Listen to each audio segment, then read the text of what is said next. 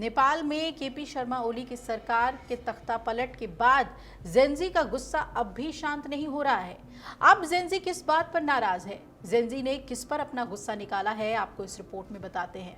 Gen Z अब अंतरिम प्रधानमंत्री सुशीला कार्की से भी खफा हो गए हैं।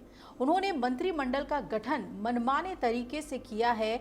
जेनजी ये आरोप लगा रहे हैं सुशीला कार्की पर और तो और उनके इस्तीफे की मांग भी करती है। ओली सरकार के खिलाफ आंदोलन का मुख्य चेहरा बने सामाजिक कार्यकर्ता सुदन गुरंग के नेतृत्व वाले जेनजी के एक बड़े समूह ने रविवार देर रात कार्की के बलुतवान स्थित आवास के बाहर प्रदर्शन किया। नेपाल की जो एक डिजिटल पत्रिका है सेतोपाती, उसके मुताबिक प्रदर्शनकारियों ने खासतौर पर ओम प्रकाश अर्याल को गृह मंत्री बनाए जाने का विरोध किया है और ये कहना है उनका कि इतने अहम पद पर किसी बाहरी सूत्रधार को क्यों बैठाया जा रहा है। हम फिर सड़कों पर वापस आ गए तो हमें कोई नहीं रोक सकता।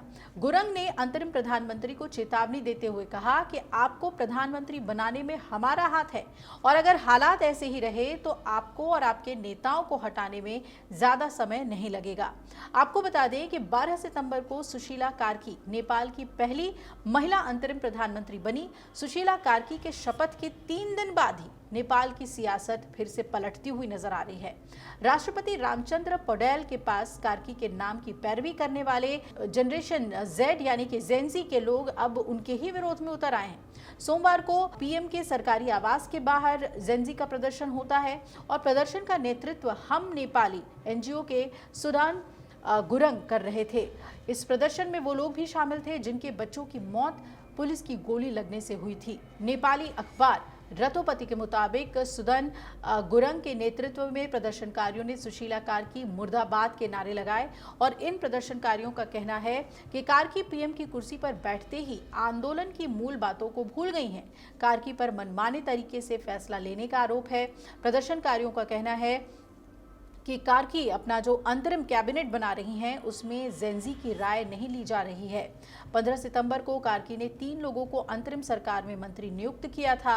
नेपाल राष्ट्रपति कार्यालय के मुताबिक कुलमान घिसिंग को ऊर्जा और भौतिक विभाग, ओम प्रकाश अर्याल को गृह विभाग और कानून विभाग और रामेश्वर खनाल को वित्त विभाग का अंतरिम मंत्री नियुक्त किया गया है। अब सुदन गुरंग का ये कहना है कि ओम प्रकाश अर्याल प्रदर्शन में कहीं नहीं थे, उन्हें बालेंद्र शाह के कहने पर गृह विभाग का जिम्मा दिया गया है। आने वाले चुनाव में बालेंद्र शाह खेल सकते हैं और अर्याल शाह के कानूनी सलाहकार वो रहे हैं। जेनजी के विरोध प्रदर्शन के बाद केपी शर्मा ओली ने प्रधानमंत्री पद से इस्तीफा दे दिया था और उनके इस्तीफे के बाद राष्ट्रपति रामचंद्र पौडेल ने संसद भंग किया। पौडेल ने जेनजी की सिफारिश पर सुशीला कार्की को अंतरिम प्रधानमंत्री नियुक्त किया।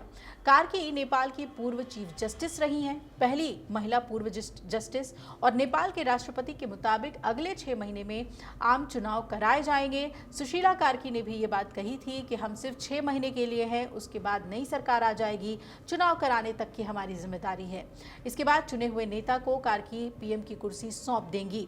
कार्की को मुख्य रूप से निष्पक्ष चुनाव कराने का जिम्मा सौंपा गया है और नेपाल में प्रतिनिधि सभा के लिए प्रधानमंत्री की नियुक्ति की जाती है। प्रतिनिधि सभा में 275 सीटें हैं। सरकार बनाने के लिए 138 सीटों की जरूरत होती है।